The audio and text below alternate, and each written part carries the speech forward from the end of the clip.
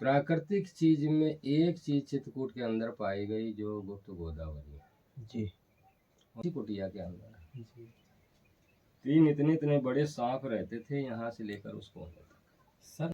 दूसरी चीज जो दो रोटी है ये खून और पसीने कमाई होनी चाहिए और अपने बीवी बच्चों के साथ रहिए, इससे बड़ा कोई भजन नहीं है। कि भी आत्मा को किसी भी तरीके से यानी हमारे किसी भी व्यवहार से आपकी आत्मा को दुख न पहुंचे, यानी किसी भी जीव को दुख न पहुंचे।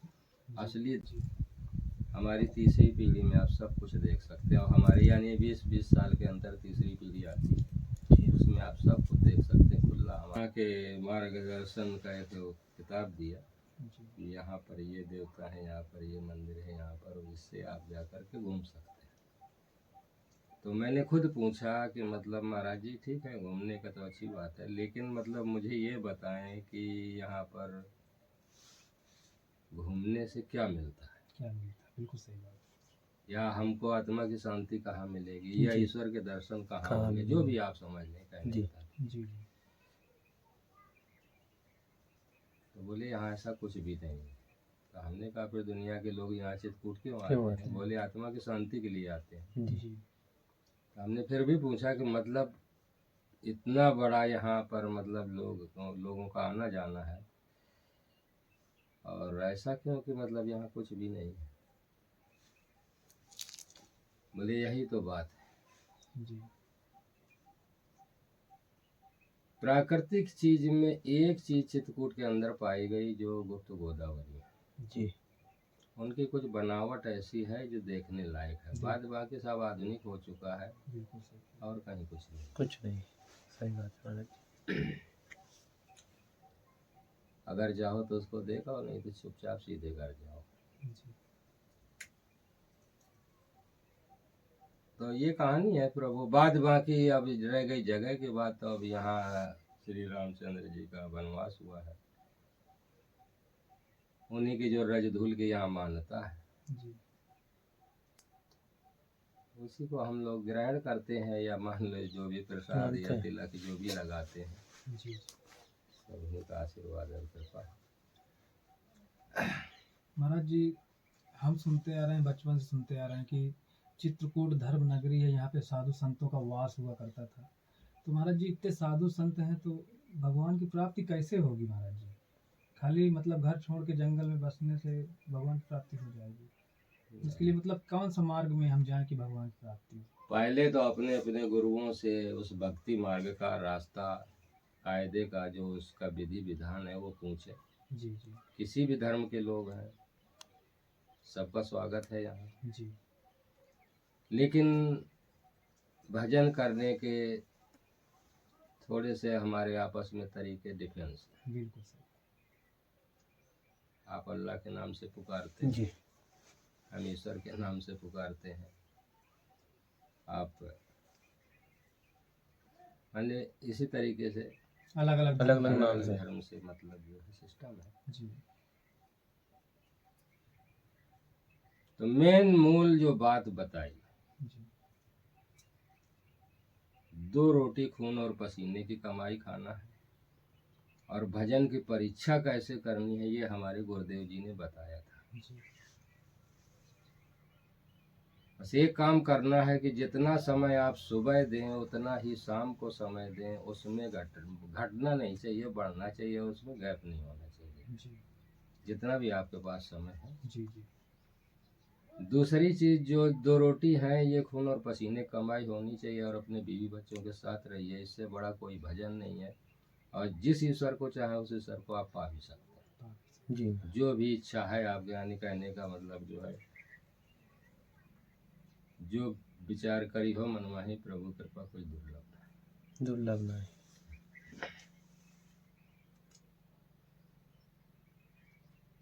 इसी में है सब कुछ, बाद बाकी ना किसी मंदिर में है ना मस्जिद में है ना गुरुद्वारे में। अगर मंदिरों मस्जिदों में होता तो साधु जंगल में क्यों घुसे? सही बात है। आखिर महाराज जी क्या खोज रहे हैं साधु संत? हमारे गुरुदेव इस बारे में कहा करते थे, वेद हमारे भेद हैं, जी वेदों में कछु नहीं। और जिस वेद में मैं बसूं बेदहु जाने ना। यहाँ एक से एक महापुरुष पड़े हुए हैं। अब चाहे जंगल में ढूंढ लो या गृहस्थों में ढूंढ लो, अब ये तो किसी के ऊपर मोहर नहीं लगी है। जी जी लेकिन इस रूप का भगवान ने भी वर्णन नहीं कर पाया कि क्या ढूंढते हैं और क्या मिलता है। क्या मिलता है। भगवान भी नहीं जान पाए। भगवान भी इसकी महिमा नहीं जान पाए कि इसमें कितनी बड़ी पावर और कितनी बड़ी शक्ति है जी भजन के अंदर। अब बात है भजन करने और सच्चे मन की। जी बस बात इतना ही खेल है, इसमें कोई लाग लपेट नहीं है। उन्होंने परीक्षण के लिए बोला था कि आपका जो परिवार है, जी हम 2 4 5 सदस्य घर पे रहते हैं, भजन करो, दिन भर कर्म किया, अगर गलती से एक फुंसी हो जाती है जी जी तो शाम को हमें आकर के सबका निरीक्षण करना चाहिए। अगर गलती से किसी की एक फुंसी हो जाती है तो वो हमें पता लगानी चाहिए कि कौन से गलत कर्म से ये फुंसी हमारे घर में, हमारे परिवार में या हमारे हो गई, जी और उस गलती को न दोहराएं, उस पर सुधार करें, सुधार कर। तब हमारा भजन सफल माना जाएगा।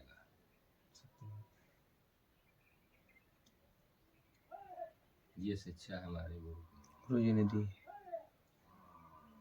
महाराज जी ये धर्म क्या है? लोगों ने तो आज बांट रखा है। क्या है असल में धर्म है क्या ये है? असली धर्म थोड़ी है। असली धर्म ये है कि हम किसी की आत्मा को, हमारे द्वारा किसी की भी आत्मा को किसी भी तरीके से, यानी हमारे किसी भी व्यवहार से आपकी आत्मा को दुख न पहुंचे, यानी किसी भी जीव को दुख न पहुंचे। असली धर्म वो है। बाद बाकी और तो ये धर्म सब दिखावा है, बर्बादी का घर है ये, आपस में लड़ाई झगड़े, जी दुनियादारी, सब ये कहानी है। असली धर्म यही है कि हमारे शरीर से किसी को किसी भी प्रकार का कष्ट न हो। असली धर्म ये ये है। अगर हम आपको बना न सकें तो किसी भी तरीके का बिगाड़ना दुख न नहीं। दे। दीन दुखियों की सहायता करना महाराज जी। अब ये तो भगवान ने जिसको दिया है, अब ये तो उनके हाथ में है, उनके क्या विचार है। जी अब जैसे मान लो आप ही लेकर के आए, इसी तरीके से मान लो ये है कि अब हमारे बताने के अनुसार आपका ये भी हमारे लिए बेकार है। जी लेकिन अब हम भी मान लो किसी न किसी सहारे तो हैं ही। जी महाराज। कहने का तात्पर्य यह है कि अब हम किसी की सेवा करते हैं या पूजा करते हैं तो जो हमारा उसमें हिस्सा उनके, हमारी मेहनत का बनता है, ईश्वर किसी न किसी रूप में भेजता है महाराज। भेजता है। बिल्कुल। हम तो खाली माध्यम है महाराज जी। जी मान लो सभी लोग माध्यम है, जी। ऐसा कुछ नहीं, ये आप ही हैं। लेकिन वैसे हमारे हिसाब से ये भी गलत है। मतलब बताया था कि अपनी मेहनत की, खून और पसीने की कमाई हम लोगों को खाने से ही मतलब जो है भगवान की भजन प्रार्थना। का पूरा लाभ मिल सकता है। जी। बाकी ऐसे तो जीवन खत्म हो जाएगा, कुछ नहीं मिलने वाला है जब तक हम दूसरों के सहारे रहेंगे। और कोई भी साधु सिद्ध नहीं हो सकता। अपने मेहनत का ही खाना चाहिए महाराज। अपनी ही मेहनत का खाना चाहिए। महाराज जी हम देखते हैं, आजकल देखते हैं कि कोई कहते हैं कि राम जी बड़े हैं, कोई कहते हैं कृष्ण जी बड़े हैं, कोई कहते हैं भोले बाबा बड़े हैं। तो महाराज जी असलियत क्या है महाराज जी? असल में है क्या? क्या सब हाँ। अलग अलग हैं कि एक जी ही हैं? हाँ, सब अलग अलग। जी उनकी पोस्टें अलग अलग हैं। जिस तरीके से हमारे देश में राष्ट्रपति से शुरू होता है, जी नीचे तक आते हैं, जी इसी तरीके से इनमें भी अपने अपने पद हैं। जी बस यही हालत है। ब्रह्मा विष्णु महेश तक तो सब कोई जानता है, एक और है इनसे आगे।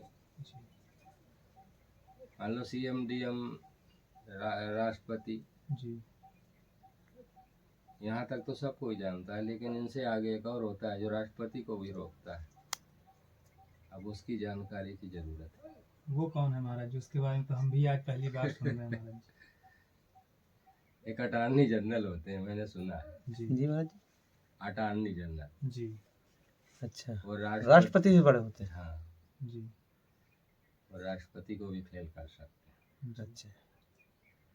ऐसा है। इसी तरीके से यहाँ जो कुछ दिखाई दे रहा है तो ब्रह्मा विष्णु महेश तक तो दिखाई देता है, दिखाई जी महाराज। लेकिन एक इनसे और हैं जो निराकार निर्लेप, इनका कोई आकार नहीं है। अब तो सबका आकार स्वरूप कुछ न कुछ किसी न किसी तरीके से दर्शाया भी गया है, जी। दिखाया भी गया है, लेकिन उस निराकार का अभी तक किसी ने नाम के अलावा कोई उपयोग उसका नहीं दिखाया। नहीं किए। तो उनको महाराज जी निराकार के नाम से ही जानते हैं। तो महाराज जी जैसे ब्रह्मा विष्णु महेश ये हैं, तो क्या ये उन्हीं की उपासना करते हैं? अब ये तो प्रभु मुझे नहीं मालूम, जी लेकिन है ऐसा ही कुछ जी कि अब हम एक दूसरे का सहारे पकड़ के ही आगे चलते हैं, है ऐसा। सब लोगों का महाराज जी लक्ष्य यही है कि परम परमेश्वर तक पहुंचना। परमेश्वर है कहाँ? जी जब हमारे अंदर है तो ढूंढने की जरूरत क्या है? केवल उन शक्तियों को, जैसे मान लो एक मोटा आंकड़ा, जी आपको किसी लड़की से प्यार हो गया, जी अब वो एक लगन होती है, जी अट्रैक्शन। उसकी तलाश में हम घूमते रहते हैं, या कहीं मिल गई ऐसी जगह पर वो है कि मान लो हमारे पास नहीं आ सकते, हम उसके पास नहीं जा सकते, जी लेकिन आँखों से एक ऐसा इशारा होता है या ऐसी ललक होती है जो हम एक दूसरे को आकर्षित करते हैं, जी और जो शायद दुनिया पकड़ भी लेती है कि ये दोनों आशिक हैं। जी इसी तरीके से इसी आँखों का सहारा है और गुरु के चरणों की दुआ है। जी। यानी गुरु ही वो रास्ता दिखाएंगे कि तभी हम वहाँ तक पहुँच पाएंगे। गुरु से बड़ा कुछ है ही नहीं, 7 खंड 9 द्वीप में गुरु से बड़ा न कोई। अगर आपको उसके बिना माध्यम के आप पहुंच ही नहीं सकते। नहीं पहुँच सकते। बिना गुरु के माध्यम से नहीं पहुंच सकते। भाई जो निराकार निर्लेप है वो हमारी नजर में कैसे आएगा? जी तो गुरु चरणों का ही सहारा लेकर के, गुरु को ही वो चीज मान करके हमको उनको ही अपना इष्ट बना करके उनकी ही पूजा करनी। जी आपके जीवन में कभी कोई चमत्कार हुआ? कैसा? कभी आपके जीवन में कोई चमत्कार हुआ हो, ऐसा कोई अनुभव हुआ हो? अनुभव तो रोज होता है। कैसे महाराज जी, कैसे क्या अनुभव होते हैं महाराज? अब ये चीजें ऐसी होती हैं, पहली बात तो बताना नहीं चाहिए जी और आपके सामने मतलब दिखा भी नहीं सकते हैं, क्योंकि जी। ऐसे अनुभव होते हैं। जी और राज को राज रहने दीजिए। कुछ महाराज जी कुछ ऐसा बताइए। कुछ बता दीजिए महाराज। मतलब जैसे महाराज जी कभी कोई आपके जीवन में चमत्कार हुआ हो, आप अचानक से मतलब हुआ हो, जैसे किसी के जीवन में अचानक ही सब कुछ होता है। कभी प्रभु के आपको दर्शन हुए महाराज? हुए हों, गुरु जी के दर्शन हुए हों, कभी कोई ऐसा लगा हो कि मेरे सामने कोई रोशनी है, दिव्य ऐसा दृष्टि। कोई अनुभव महाराज जी हुआ हो? ये रोज होता है। जी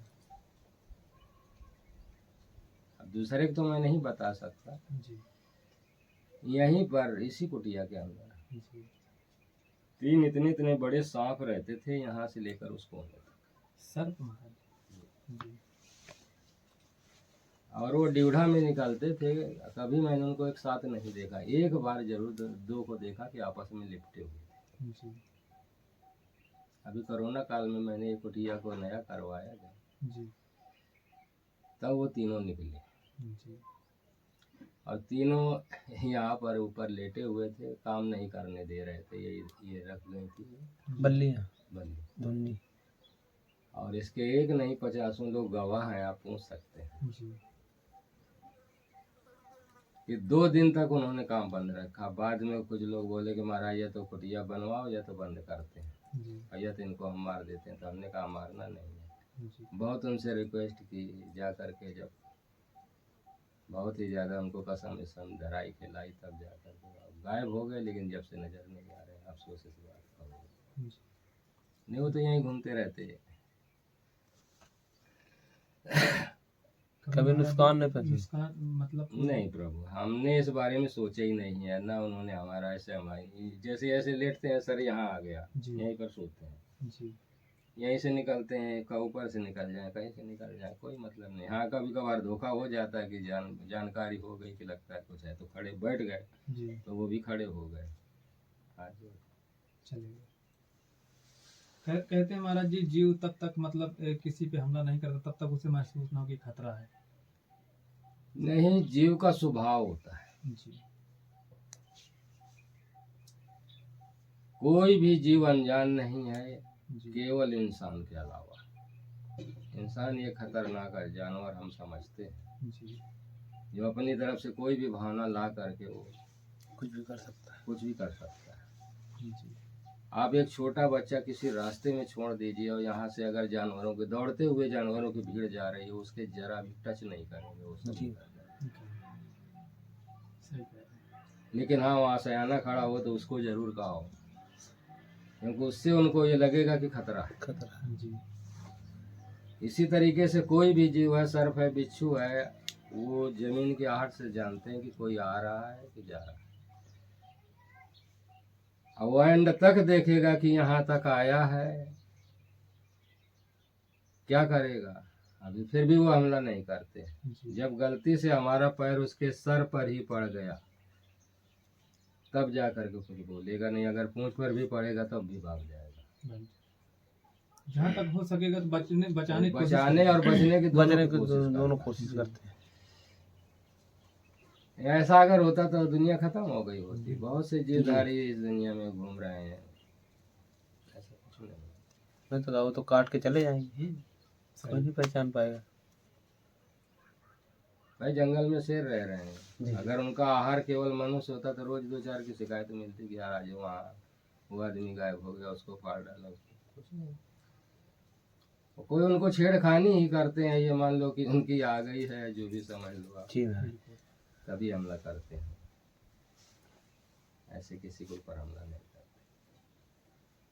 सही। महाराज जी ऐसे पूछते हैं कि नरक और स्वर्ग यहीं पे महाराज जी ऊपर भी? सब कुछ यही है, लोग कई लोग बोलते हैं कहीं कि ऊपर कुछ जाने। नहीं है, ऊपर नीचे सब कुछ वर्तमान चल रहा है। प्रभु आप ना माने तो जो भी हम कर्म करते हैं, जी हमारी तीसरी पीढ़ी में आप सब कुछ देख सकते हैं। और हमारी यानी 20-20 साल के अंदर तीसरी पीढ़ी आती है, उसमें आप सब कुछ देख सकते हैं। खुला हमारे कर्मों का हिसाब मिलता है, जो कुछ हमने कमाया हो तीसरी पीढ़ी हमें बता देगी।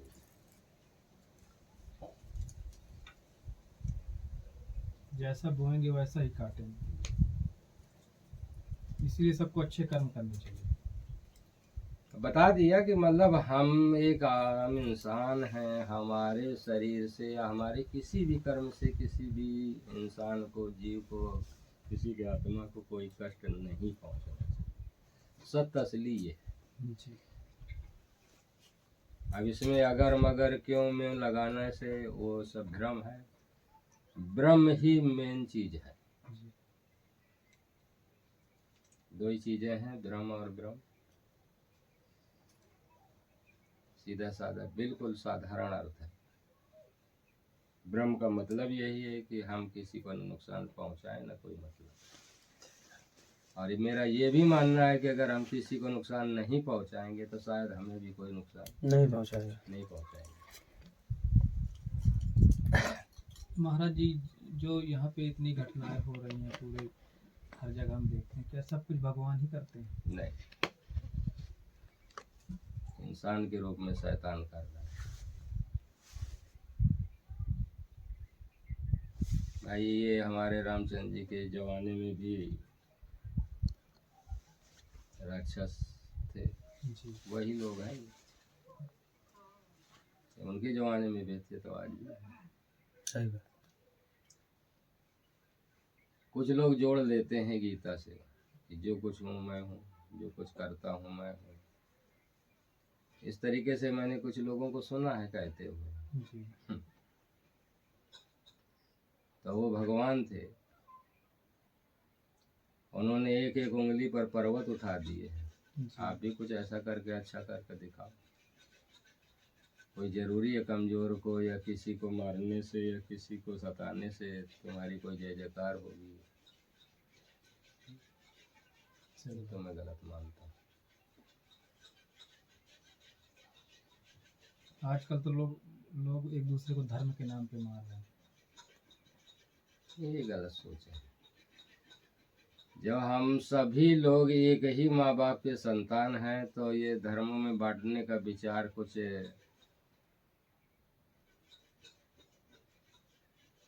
मनचले लोगों का है, बाद बाकी इसमें ऐसा कुछ नहीं।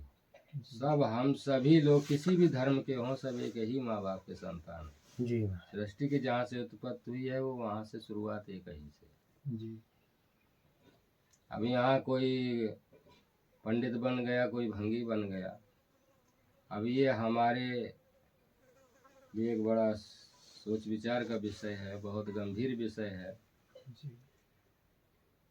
कि एक भाई को हमने सोचा कि चलो पढ़ा दें, तो तुम पढ़ के प्रधानमंत्री बन गए और हम गलती से घर का कारोबार संभालने। कारोबार संभालने लगे, यानी गोबर कूड़ा डालने लगे, तो हम भंगी हो गए। सही बात। जी महाराज। मान लो चलो आप राजा ही बने रहे, अगर हम वो सफाई नहीं करेंगे तो आप कहाँ रहे? कहाँ रहे? सही बात है, सोचने वाली बात है।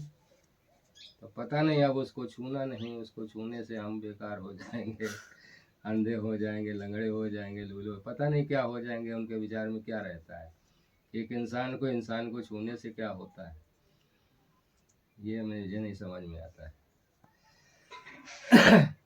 ये तो लोगों को बांटने वाली बातें हैं महाराज। कुछ नहीं है, ये फूट डालो राज करो, ये एक मनवादी प्रथा है, जी बाद बाकी और कुछ नहीं। हालांकि अंग्रेजों से चली है, अभी तो जब से हमारा देश आजाद हुआ इससे बात की कहानी नहीं। ये तो महाराज जी अभी भी चलती ही आ रही है, लोग भी अभी वो बहुत बढ़ती जाएगी, उसमें कुछ नहीं घटना है। जी क्योंकि अब तो सीधे उसी पर राजनीति हो रही है। जी महाराज जी। सीधे भाई अब सीधे हम किस मतलब धर्म के हैं या किस जात के हैं, उस जात के प्रत्याशी को जिताना, उसके बारे में प्रचार प्रसार करना, अब तो बिल्कुल खुला ये हो गया। जी यानी अब वो देश के बारे में कुछ ही लोग ऐसे हैं जो देश के बारे में सोचते हैं, नहीं तो सब अपने बारे में सोचा। ये तो महाराज जी गलत बात है। ये तो लोगों को गलत है कि पूरा बिल्कुल अधर्म है एक तरीके से। अब इसी को धर्म अधर्म में जोड़ दिया, जब हम अपने आगे किसी को हम सोचते ही नहीं। जी जिसका धन है सब हमारा हो जाए, जिसका पैसा हमारा हो जाए, जिसकी जगह जमीन हमारी हो जाए, सब हम केवल अपने बारे में सोचते हैं, ये नहीं सोचते हैं कि आपको क्या होगा। जी अधर्म है कि नहीं है? वही लोग महाराज जी बांट के वही लोग धर्म की बातें करते हैं। यही तो बात है। तो ये महाराज जी कभी सही होगा कि ऐसे ही चलता रहेगा? इसका कोई इलाज नहीं। भविष्य में इसका फल मिलेगा कब? कुछ नहीं मिलेगा हमको, मतलब बस बात वही है कि किसी भी इंसान को एक बार समझा दो, दूसरी बार, एक बार माफ कर दो, दूसरी बार समझा दो, अगर उसके नहीं समझ में आता तीसरी बार समझ में आ जाना, खड़े हो जाना चाहिए सामने, फिर जो भी हो परिणाम देखा जाएगा। यही एक रास्ता है भाई, कब तक भागेंगे, डट के खड़े होना। भाई हमारे महापुरुषों ने भी कहा है, जी ये महात्मा गांधी ने कहा कि कोई अगर एक गाल पर चाटा मारे उसके सामने दूसरा कर दो, जी अगर वो दूसरा मार दे तो फिर तीसरे के लिए कुछ नहीं बताया, जी तीसरे में जो कुछ तुम्हारी समझ में है वो करिए।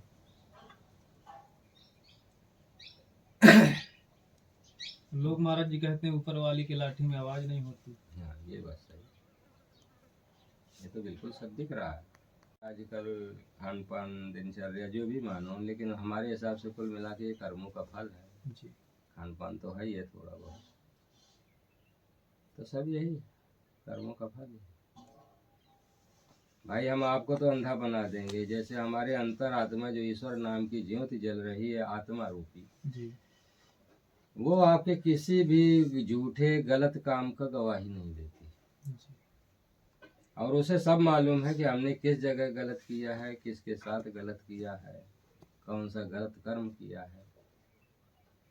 अब उसे, अब जब यही चीजें हैं कि अगर इसी को जगाने के लिए भजन किया जाता है, यही जानकारी करने के लिए, जब ये जाग जाएगी, माने इसका हमारा जैसा सेंटर यही है, जो ईश्वर और परमात्मा की बात करते हैं, यही है। जी जब ये जान जग जाएगी, यानी तब हमको पता चल जाएगा कि आप कहाँ से आए हैं, कहाँ से आ रहे हैं, कहाँ जाना है, क्या करेंगे, आपके साथ में क्या हो सकता है। जी यानी ऑटोमेटिक अपने आप सारी चीज़ें पता चल जाएगी। आ जाती है। ये आत्मा एक मतलब दर्पण है। जी अब इसको हमने फजूल के कर्मों से, यही दुनिया के कार्यक्रमों से इसमें धूल चढ़ा रखी है। उसका अला कुछ नहीं बिगड़ा है, केवल धूल चढ़ी हुई है। जी बस उसी को मंत्रों द्वारा साफ करना होता है।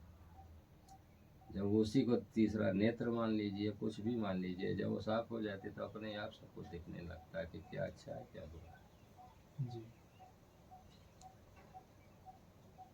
महाराज जी कहते हैं जैसे हम आज किसी का बुरा कर रहे हैं, किसी को लड़ा रहे हैं आपस में धर्म के नाम पे, कुछ भी समझ लीजिए, क्या उसकी चपेट में तो आगे हमारा परिवार भी आ सकता है। बिल्कुल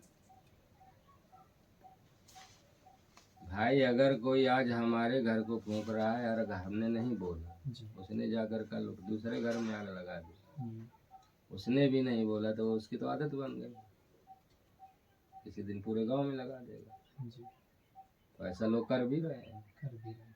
गलती से कोई कर्म सफल हो गया तो सोचते हैं ये तो बड़ा अच्छी बात है। बहुत अच्छी बात है। जी उनको तो मजा आता है, लेना देना कुछ नहीं, केवल मजा आता है। किसी को तो बड़ा इतना मजा आता है दूसरे को दुख देने में कि उसकी जैसे ये दिनचर्या है। जी अब ऐसा ही है कि अब हम सब लोग माफ करते चले जाएंगे तो नहीं बनेगा।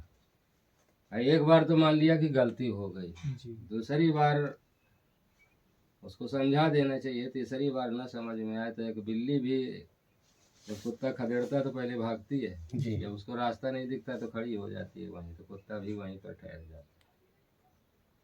वैसे लगेगा कि इसको खा जाएगा जाकर, जी लेकिन जब वो बैठ जाती है तब फिर छूता भी वो नहीं। भी वहीं रुक जाता है। तो किसी छोटे बड़े की इसमें बात नहीं है, केवल अपने अंतरात्मा की दम का सब खेल है। जी बहुत बढ़िया। ठीक है महाराज, जितने भी हमारे भक्त सबको आशीर्वाद दीजिएगा महाराज जी। साधु संतों का सत्संग को घर बैठे सुनते रहते हैं, दर्शन पा जाते हैं, क्योंकि सब लोग आ नहीं सकते जंगलों में। इस तरह जंगलों में। नहीं तो मेरा विचार ये, आपका सवाल बहुत बढ़िया है और मुझे तो बहुत अच्छा लगा कि आप लोग इतनी दूर आए।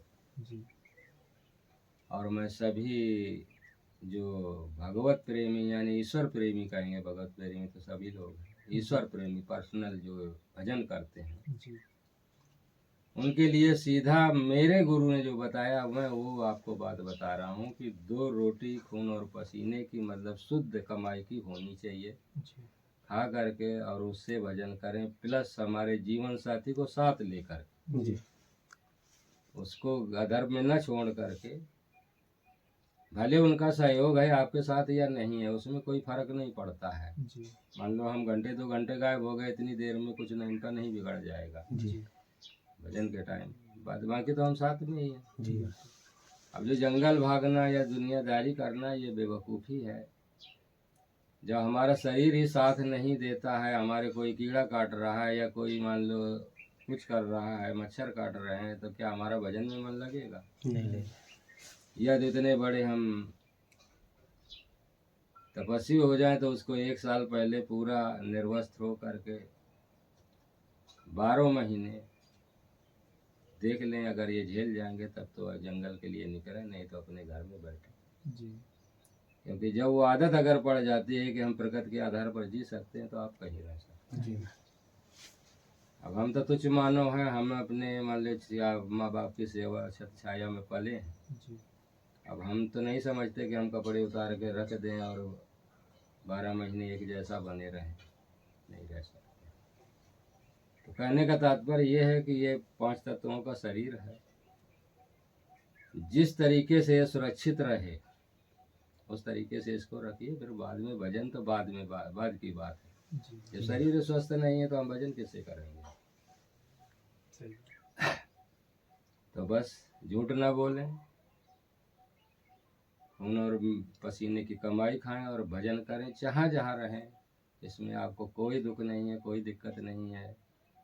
घट घट में प्रभु का वास है, कहीं ढूंढने की जरूरत नहीं है। जी। बस मेरी आप सबसे यही विनम्र निवेदन और विनती है, और मेरी तरफ से सभी के लिए आशीर्वाद है। धन्यवाद। दोस्तों हमारा वीडियो आप अच्छा लगे तो लाइक करें, सब्सक्राइब करें, शेयर करें। कैसे साधु संत कैसे बीहड़ जंगलों में रह के कैसे तपस्या करते हैं और कैसे यहाँ पर उनका भोजन प्रसाद होता है। हमारा वीडियो आपको अच्छा लगे तो लाइक करें, सब्सक्राइब करें और शेयर करें। जय सीताराम की।